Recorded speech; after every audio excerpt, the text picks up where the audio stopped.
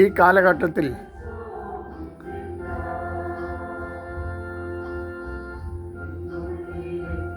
കുറേ വർഷങ്ങളായി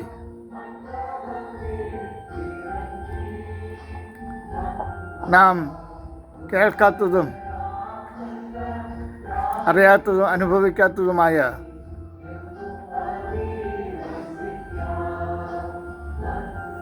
ചില കാര്യങ്ങൾ ഈ അടുത്ത കാലത്തായി നമ്മൾ കേൾക്കുകയും കാണുകയും ഒക്കെ ചെയ്യുന്നു.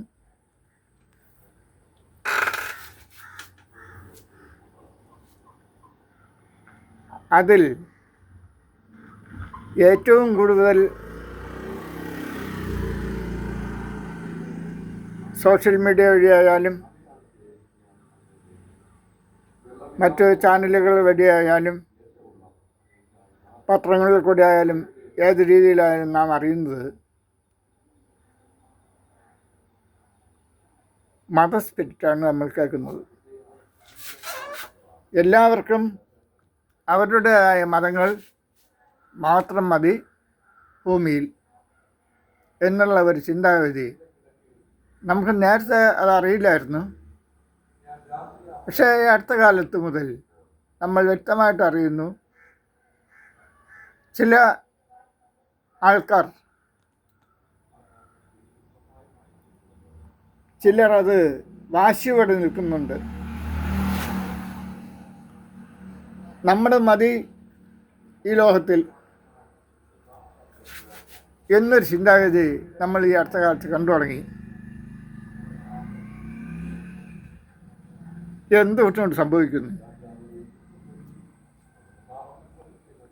സോഷ്യൽ മീഡിയയിലൊരു ടീച്ചർ അടുത്ത കാലത്ത് ഒരു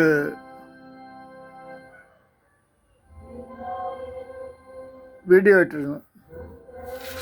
അതിൽ നിന്ന് മനസ്സിലാക്കാൻ പറ്റുന്ന അവർ പറയുന്നതിൽ സത്യമുണ്ട്. കുഞ്ഞിലെ കുട്ടികളിൽ മതം അടിച്ചേൽപ്പിക്കുന്നു. മതങ്ങൾ ഉണ്ടായത് തന്നെ വാശിയിലും വൈരാഗ്യത്തിൽ നിന്നുണ്ടായതാണ്. ഞാൻ നിങ്ങളോട് ചോദിക്കട്ടെ, ഈ മതസ്ഥാപകർ അടുത്ത കാലങ്ങളിലാണ് മതങ്ങൾ ഉണ്ടാക്കിയിരിക്കുന്നത്. അടുത്ത കാലം എന്ന് പറയുമ്പോൾ 2000 അതിനകത്തൊക്കെ ഉള്ള വർഷങ്ങളുമുണ്ട്. എന്നാൽ ഈ അനേകം മതസ്ഥാപകർ മതങ്ങൾ ഉണ്ടാക്കുന്നതിന് മുന്നേ ഇവിടെ മനുഷ്യരുണ്ടായിരുന്നു. അവരും മതങ്ങൾ സ്ഥാപിച്ചിരുന്നു. ഈ മതസ്ഥാപകർ ശരിക്കും ഈ സ്ഥാപിച്ച മതമായിട്ട് വന്നതല്ല. സാധാരണ അച്ഛൻ അമ്മ അവരെ ഏത് മതത്തിൽ നിൽക്കുന്നോ അതിനെയാണ് കുട്ടികൾ ഫോളോ ചെയ്യുന്നത്, അനുകരിക്കുന്നത്.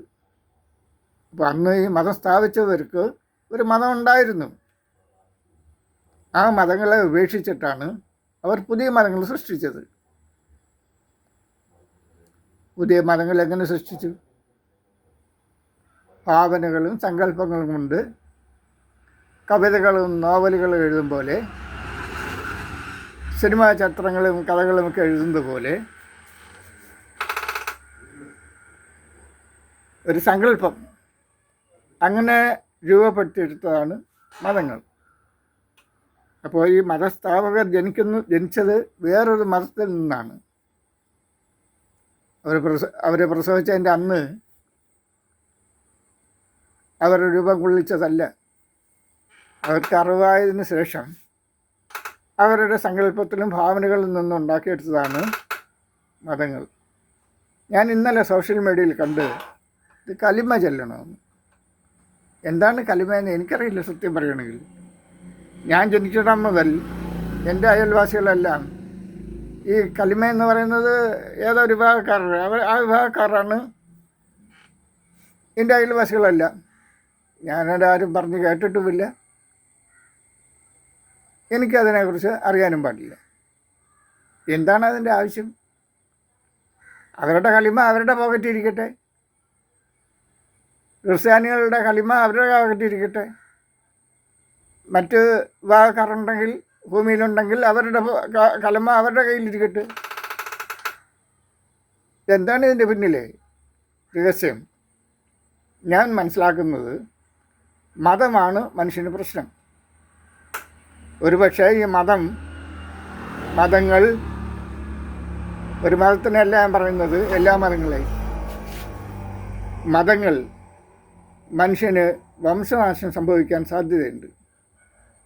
ഇനി ഒരു കാലത്ത് ഈ മതങ്ങൾ കൊണ്ട് തന്നെ മനുഷ്യൻ എന്നൊരു ജീവി ഈ ഭൂമിയിൽ നിന്ന് ഇല്ലാതാകും. അതിനുള്ള ചാൻസാണ് നമ്മൾ കണ്ടുവരുന്നത്. അതിന് അവസരം കൊടുക്കാതെ ബുദ്ധിയുള്ള രാജ്യങ്ങൾ,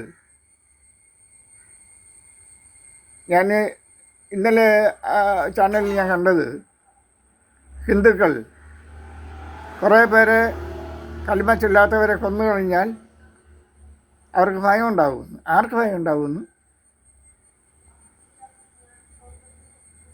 ആർക്കും ഭയം ഉണ്ടാവില്ല. കൊല്ലുന്നവൻ ജയിലിനകത്ത് പോയി കിടക്കും, അത്ര തന്നെ. ജയിലിൽ കിടക്കുകയല്ല, ചിലപ്പോൾ അവനെയും കോടതി തക്കതായ ശിക്ഷ കൊടുക്കും. എൻ്റെ അഭിപ്രായം ശരിയാണെങ്കിൽ, എൻ്റെ ചിന്ത ശരിയാണെങ്കിൽ, മതം മനുഷ്യന് പ്രശ്നമാണ്. കഴിവും സാമർഥ്യവും തൻ്റെ ഇടമുള്ള ഭരണാധികാരികളുള്ള രാജ്യങ്ങൾ അതിനെ വേണ്ട രീതിയിൽ കൈകാര്യം ചെയ്യുക.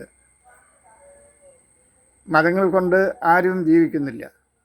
അവരുടേതായ സൊസൈറ്റി കാരണം പണം ഉണ്ടാക്കി ജീവിക്കുന്നുണ്ടാകും. ആ ജീവിതമല്ല ഞാൻ ചിന്തിച്ചത്. മതങ്ങൾ ആർക്കും ആഹാരങ്ങൾ കൊടുക്കുന്നില്ല, മരുന്ന് കൊടുക്കുന്നില്ല, സൗഖ്യമാക്കുന്നില്ല. സൗഖ്യമാക്കുന്നതും എല്ലാം മനുഷ്യൻ്റെ കണ്ടുപിടുത്തം സയൻസാണ്.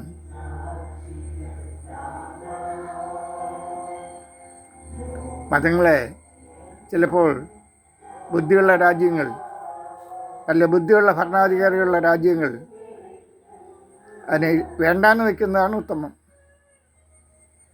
ഇവിടെ ഏറ്റവും കൂടുതൽ പ്രശ്നമായി നിൽക്കുന്നത് മതവും ദൈവവുമാണ്. ഒരു തെളിവില്ലാത്ത കാര്യങ്ങളാണ് ഇതൊക്കെ.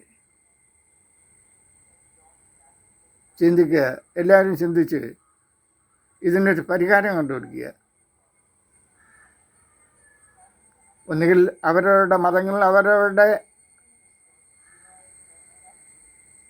സഭകൾക്കകത്ത്, പള്ളികൾക്കകത്ത്, അമ്പലങ്ങൾക്കകത്ത്, എന്താണ് നിങ്ങൾ പേരിട്ടേക്കുന്ന അതിനകത്ത് നിർത്തുക.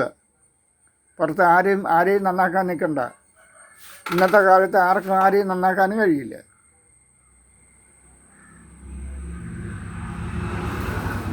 അപ്പം ഞാൻ നീട്ടിക്കൊണ്ട് പോകുന്നില്ല. ഞാൻ പറഞ്ഞതിൻ്റെ സാരം മനസ്സിലായിട്ടുണ്ടെങ്കിൽ അതിനെ അനുകരിക്കുന്നത് നന്നായിരിക്കുമെന്ന് എനിക്ക് തോന്നുന്നു. Thank you.